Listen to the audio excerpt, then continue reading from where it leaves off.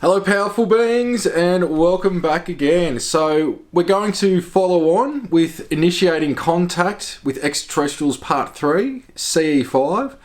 And today we're delving into the topic of remote viewing. So again, some of this information is from the book CE-5 Initiating Contact with Extraterrestrials. So these are excerpts from it, plus some of my own takes on top of what I've written in that book.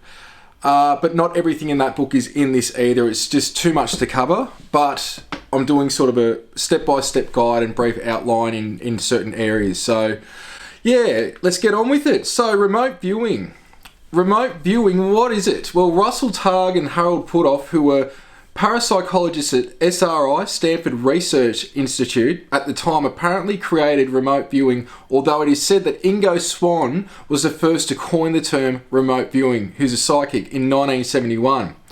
Ingo was well known for his remote viewing abilities. Knowledge of the project being used by the US government, known as Project Stargate, was released to the public in the 1990s, causing the subject of remote viewing to hit mass consciousness.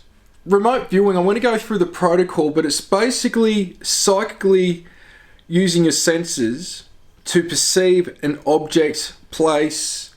So with the protocol, remote viewing protocol, 1. A photo, picture, or words representing an object, person, place, or event is chosen. A line is drawn from the object and is given 2 sets of 4 digits at the other end of the line. So basically, let's say with what America was using it for, they'll have a, let's say, satellite photo of a supposed Russian installation, military installation. So let's say there was a warehouse, landscaping around it, trees, bushes, all that, and you'll draw a line from the warehouse and you'd give it 2 sets of 4-digit numbers. Basically, those numbers are a reference point or a code, almost like a phone number. That's just to give you an idea so far how this works. So you've got a picture, you've got an object in it, you draw a line from it, and you give it 2 sets of 4-digit numbers. The image is then put into an envelope, and the same 2 sets of 4 digits are written on the outside of the envelope. So you've got the envelope with the photo inside it, that's got the line from the object in the photo, given 2 sets of 4-digit numbers. Those same numbers are written on the outside of the envelope, and that's all the person's given. Then it's handed to the viewer. Next, the viewer writes the same 2 sets of 4 digits at the top of a blank piece of paper, followed by an intuitive squiggle. Don't think about this, just do it. So I just say, just do a squiggle after you've written the 2 sets of 4 digits down. You just squiggle. And sometimes the target might be seen or in a weird way resembled in the target. So within that squiggle, sometimes there might be the object or sort of an outline of the object in that squiggle. It's pretty trippy how it works. And what happens next, you go through a process. Finally, write down the first thing that comes to mind, including any impressions, such as colors, objects, dimensions of objects, smells, and tastes. Next, go with the first thing that comes to mind. If you are in doubt about something, on a section of a page write AOL, meaning analytical overlay. This will indicate where you might be off the target and making up what you think you were seeing at the time. This is basically the analytical mind coming through. Either way, write down what comes to mind because there might be something to it. Then drop the pen. This is a way of resetting the mind and conscious connection. Then continue. As you do this, if you start drawing objects or even draw a map intuitively, you can start to refine and zoom in on places you feel are important. For that, use another piece of paper, skip the target numbers and ideogram and continue with the same process. What colors, objects, dimensions and smells, etc. do you perceive through being the observer? Let's say you might get an overview of a place. You draw a building, again there might be landscaping around it, and you go, right, now we want to zoom in on the building. And then what you can do is you can just go through the protocol again. What's the first thing that comes to mind when you zoom in on that building? Any colors, impressions, dimensions. There's a process to this, and it is something that usually takes a few days or even a week in some of the conferences or workshops that remote viewing teachers do to actually start to really get this. There's a bit to it, but I don't think it's complicated. What I'm giving you is sort of point form notes to where you could play with it. There's many YouTube videos out there on it. We could say each teacher's got their own way of teaching, so some might be more receptive to certain teachers than others. Nothing wrong, just find what works. But I'm just trying to give you an idea with this, because remote viewing comes into play with when you see a craft, a being. What have I been saying this whole time? Thoughts, feelings, impressions, ideas. And I've talked about this in other videos, which I'll go into more, where when I'm interfacing with these intelligences, I'm getting bombarded with visions, thoughts, and feelings, right? So even with my eyes open, I can be getting imagery in my mind's eye, like in a dream, but my eyes are still open. So I'm in two worlds at once, we could say, or two screens I'm perceiving at once. So this is where remote viewing is a great practice tool and technique to exercise the psychic abilities. And you'll be surprised what you can do with remote viewing. I remember years ago, my dad was helping me practice, so when I'd go and see him, he would have objects designated with their numbers in an envelope, and I would just write out the numbers and then draw it out. One time it was a kettle, so it was perfectly outline of a kettle. I even drew a little circle and I said red light, this is black, this is chrome, and when you open up the envelope I could see that there was a kettle for boiling water in there. So this is where this is used to gain more information in the intelligence communities through psychic means. Not that it's always going to be 100%, but it can add to the intelligence they've already got. So I use it differently because it helped me adapt to advancing my contact capabilities in terms of communication. This is just a brief example of how to do remote viewing. To learn more, I recommend doing a course, even online. John Vivanko's doing them. There's other remote viewers out there in institutes that are remote viewing, and not only remote viewing things, but also teaching it. So go around, do some searching. There might be some events near and local to you as well that you can go to in person, but there's many online as well.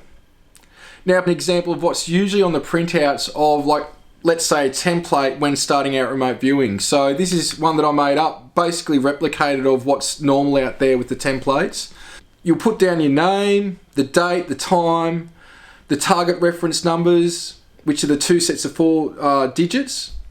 Do a squiggle, which is the ideogram. Then what's the first textures? If you were with the object, like if you ran your hand along it, what would it feel like? Would it feel grindy? Would it feel smooth? Would it be sharp? You know, these are the impressions. What's the first thing that comes to mind? Colours. Do you sort of get an impression, even if you don't see it? What thought? I'm getting the thought of blue, if it's water. Or it could be clear, transparent. Red for lava. You know, different ways that the interpretation that you get are coming through different senses. So it's not always what you see. It's what you sort of intuitively feel, what thoughts, ideas are coming to mind. And a lot of remote viewers will get things intuitively but may not be operating with visuals, but some will be getting visuals, and so they've got to exercise what are they intuitively thinking and feeling as to getting the visual. Taste. Let's say if there was a party and there was food, you're starting to taste the foods that might be at that event that's in the target.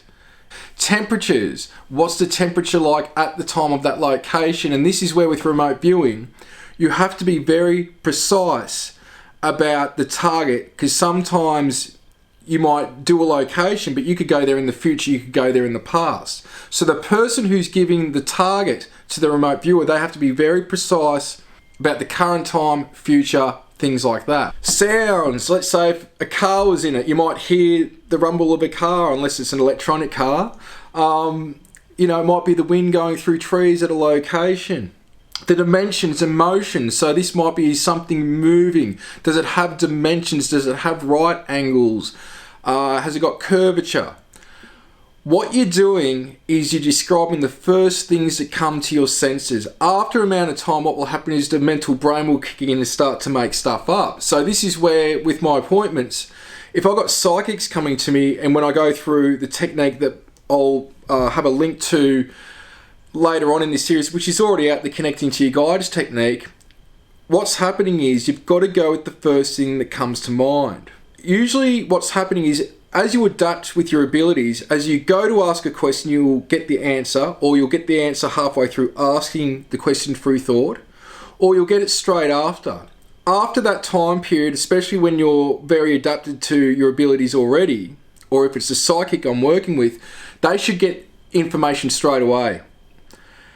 After that point, the mental brain will kick in and make information up. So people starting out, I'll usually give them about 10 seconds to reply with an answer of an impression, visions, thoughts, feelings. After that time, that's the information you put in what I call the grey box.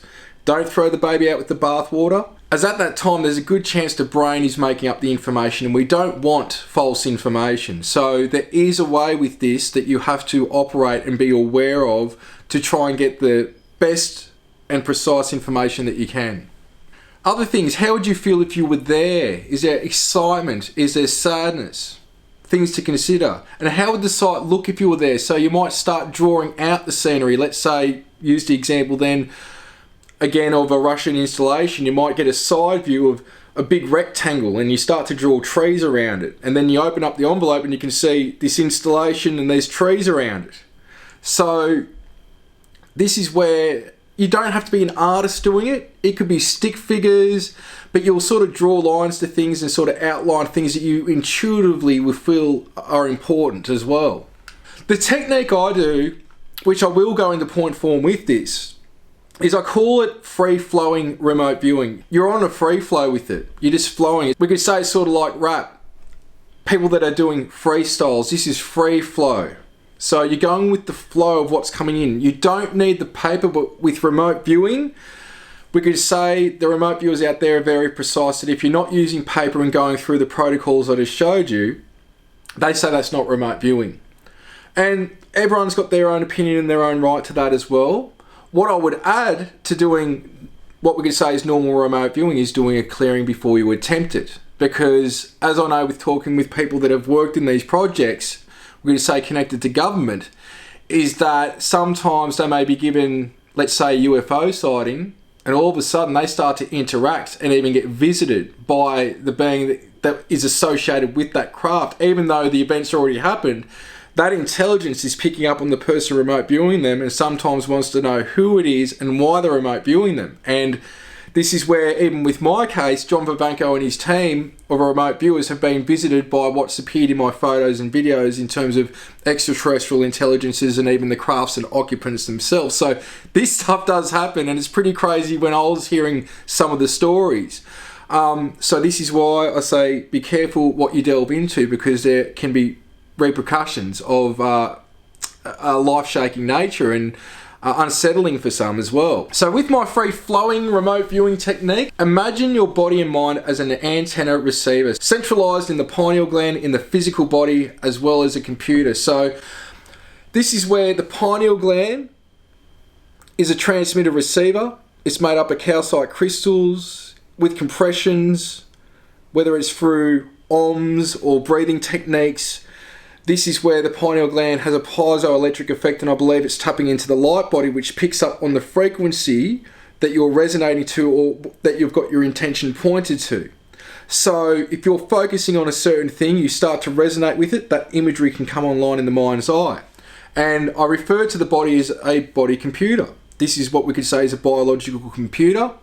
I'd say the light body is the software, and God's source creator is the wireless internet that you can go anywhere and have access to anything in it as well. So with this, imagine that through the mind, you are observing your breath and tapping into universal mind or God's mind, which can be compared to the internet. Once you start to practice remote viewing, take note of when you're correct during the process and when you're not after the fact.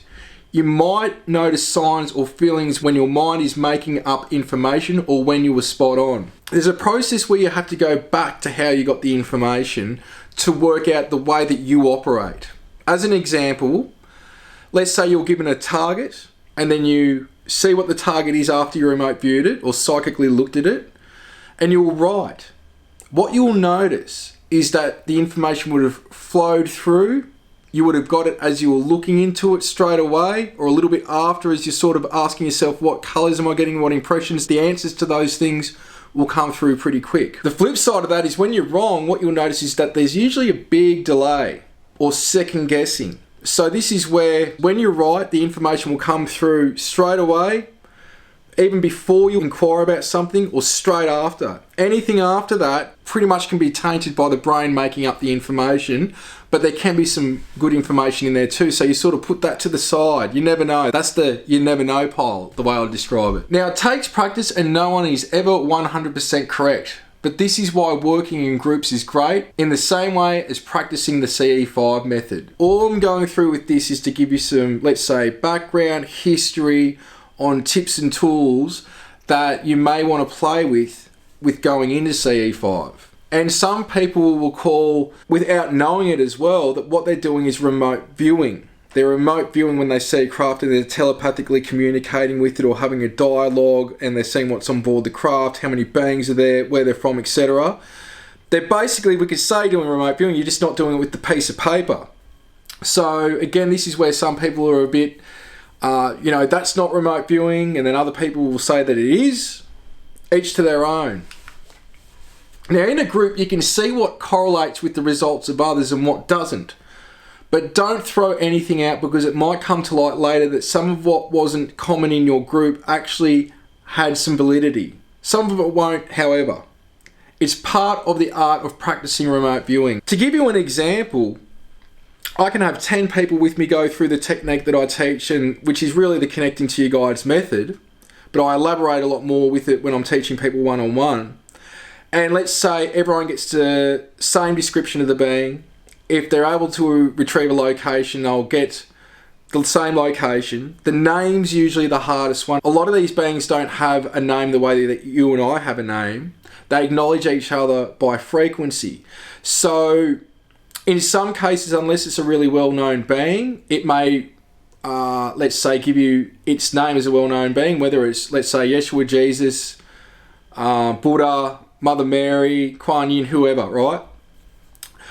In other cases, what you'll get if you're not getting a name, and I tell people to look out for, is observing a tonality or a frequency on a loop that you can mimic with a word that when you replicate that, it acts like a universal phone number to interface and even call upon that being or intelligence. Sometimes they may give you a made-up name, a nickname, as a human reference, because if we're not acknowledging frequency, there's no way that we can sort of give this being a reference. Where in the other realms, you acknowledge frequency. It's the feeling, there's a tonality to it, there's a vibration to it. So it's operating differently from the way that we do here by giving somebody a name, and that's how we acknowledge or call upon that person, or that's what we call them. Totally different. It's by frequency. So just some extra food for thought there. After doing a clearing and then meditating, I go into what I call the free-flowing remote viewing method.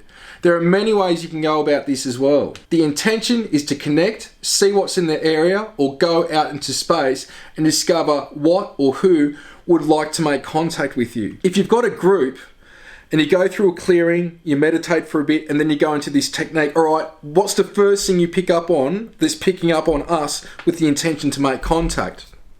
It could be a craft right next to you. It could be a craft or a base of beings inside the earth near you.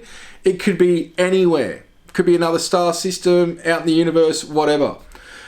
When you're dealing with higher states of consciousness, they can teleport from one point to another point instantly. They're not even operating in a craft sometimes, depending on the intelligence. And if they are in a craft, some of these beings are capable of going from point A to point B like that. So it's getting together, setting the intention, clearing, meditating, and then, all right, what are we picking up on? And you all individually do it. And what I say is don't talk or anything, just get in the zone and do it. Do it for as long as you can, or as long as you feel you need to. You'll sort of know when to stop. It doesn't even take that long. I can do it in seconds, but it's taken many years of practices. Sometimes I might take half an hour doing it. In groups, you might do it for 20 minutes, 15 minutes, an hour. It doesn't matter. Just stop when you feel like you're not getting much else, or have a break. Go back to see if you can feel anything else in the area.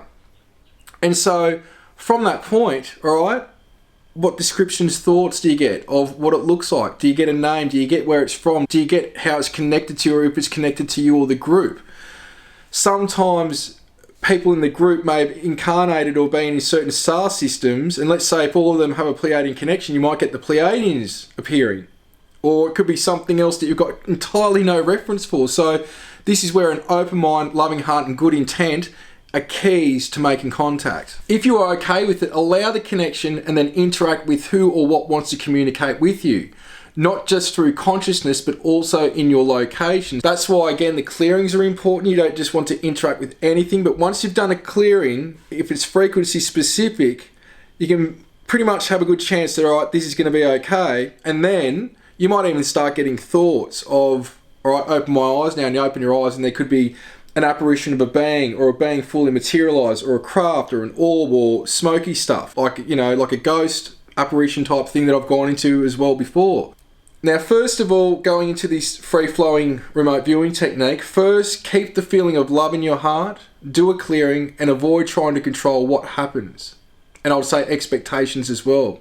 Because every time you practice remote viewing, it will be different. What I would say is, instead of having a target written on a piece of paper with a line to it and 2 sets of 4 digits, what your target is to make peaceful contact with something that is in line with you, to help with your own evolutionary process, and taking, let's say, humanity from where we are now to having a peaceful dialogue with those in other worlds and other realms. That should be the intention for the development of us individually and as a collective, and for them as well, for the universe as a whole. Now, the following is an example of how you might want to go into the free-flowing remote viewing with the intention to make contact. Use your inner guidance and intuition when doing this, always. Your target is to make contact in your location, along with things that I just mentioned. First, do a clearing. 2, enter the meditative state by following your breath. 3, set the intention and send out a thought to make peaceful contact with those who are aligned with the awakening of humanity and the earth. Invite them in to create a peaceful dialogue with you. Now set the intention and project out an invitation by thought to anything or anyone who is picking up on your thoughts. You might start to feel energy, get impressions and ideas or descriptions of what any beings in the vicinity might look like. Keep projecting thoughts. If you lock on to or feel another intelligence, it will likely project thoughts, concepts and information back. You might even have a knowingness come through of who it is, what it is, and where it is from. Find out how many ET races or beings are in your area. You can even project questions through thought, such as, why are you in the area? How do you live? What is your civilization like? And what is your history? Now, what's cool about this is when you're doing stuff like this and you start getting everyone having the same answers when you ask them after you've done this practice. So you never lead each other on. You can, which some cases it can help the information sort of build up, but what I prefer is nobody say anything until after the fact, and then what you can do is get one person to pull everyone aside and see what they got, and then you bring everyone together, and that person who talked to everyone first, they reveal the commonalities, what everyone got, and you might get the same race, the same name, same history, or the same reason why they're making contact with you. That's where it's like, all right, how can we make this up? Because we all just got the same information, or 90% of the information was correct. Like, it's pretty cool. So that's where even you can project the thought and ask the craft to move or power up, or to interact with you and do certain things, and you start getting responses, and that shows contact on the ground with you and them in the sky. This is where the beings have given me times and locations before, and then the crafts have appeared exactly when and where I said they would. And this has happened multiple times, and James Gilliland does the same thing, and others out there. It's not out of ego I'm saying this, but that proves that there is a dialogue with you and something else when people are with you and you said at this time and this location a craft would appear, and then it does. There's no other way you could know that unless you're having contact. Now, number 6, you could even start initiating contact with an ET race or inner earth beings that have a base in a nearby mountain or underground, and they might pick up on you. So this is where some of these civilizations are living with us, inside the earth, in mountains, or they might be out in a different frequency occupying the same area. 7, you could invite them to make contact at a specific location. You might want to project and start visualizing that you're looking down on your location. Then zoom up and show the surrounding landmarks, mountains and oceans by projecting it through thought and imagination. So this is where, even before a CE-5 event, you could even start remote viewing and doing a technique like this at home before you go to the event, and even, let's say, tell 1 or 2 people before you go into it what you got, so you don't tell everyone the information that you got, because others there might have the same information, but you sort of want to let somebody know what you got. So there's a way of showing that there was some form of communication, that you got information, then what you said actually happened. And it's like, again, how could they know that this was going to happen, meaning a sighting at this time or this part in the sky, unless they had contact before they got here? If you feel a being locking on and they might not be local, what you can do is visualize where you're at, landmarks. Visualize that you're above your body in the sky looking down on your location, what that might look like. And then even zoom out to where on the earth that is, and then zoom out and show that this is the third rock from the sun. Zoom out and show that this is the star system that you're in, the solar system, and that you're in the Milky Way galaxy, because it could be something far out in the Milky Way galaxy. It could be close. It could even be extragalactic, or even beyond the physical universe in the way that we perceive it. Next, you might want to send out a thought asking them what time you'll be able to see a sign that they are close by, and in what direction you should look. North, south, east or west. They can sometimes show a sign straight away. So you might even just get a thought to open your eyes, and then boom, you just see a flash, let's say 2,000 feet off the ground for no reason. Not something like an iridium flare or something like a satellite in the sky doing that, which iridium flares are the solar panels hitting the light of the sun momentarily, which you usually get a couple of hours before it's complete darkness. When the sun's gone down, it's as the sun's going down, it does this. And the other times is when the sun's coming up, even though it might be still darkness, the sun can hit the satellites and you get a flash as well. So this is where not all power-ups are power-ups. Sometimes with a lot of this stuff, there is an explanation of it. You want to look for the stuff that there's no common explanation, and what's correlating with the information you're getting through thought as response. So you might even get a thought, you're meditating, you're tuning in, and they go, let's say 9:10 tonight in the east. So 9:10 in the east, you've told a few people, you look there, and there could be a craft materialise. That's contact. You've got a time, you've got a location. Then at that time and location, there is a sighting, and that's correlating what you said, showing again that you've had contact. This is a form of confirming contact if you get a time and direction ahead of time. If it occurs after remote viewing, say to the group, they said, or I just knew, they would be in the east, in this case, at 9:45 p.m, and then you will see a craft materialise or hover around, or a manifestation of an ET vehicle in the location at the stated time. You might get results straight away, or it could take a few hours. You might see nothing at all, but when you go to bed, you might have an experience in your room or in the dream time. It's hard for them to come into our reality sometimes. They come through the best they can. Some of you might want to do a clearing and meditate and then connect and go through the intention for contact. Once you see them in your mind or feel their energy, you can start projecting questions through thought. Beware when you go home, you might be by yourself, getting ready for bed, chilling, and then some paranormal high strangeness activity occurs around you. You may even have a dream that seems realer than this reality, that you're on board a craft, or you see a being, and there's communication that takes place. And doing this earlier in the night, CE-5, could have initiated that contact experience to happen. So I know that there's a lot I've just gone through. I just hope it's digestible and it makes sense, because this is just stuff that I also wish I knew how I operate and while I was having experiences the way in which I do. And I had to go through a lot of research, talking to people, even though I was having contact.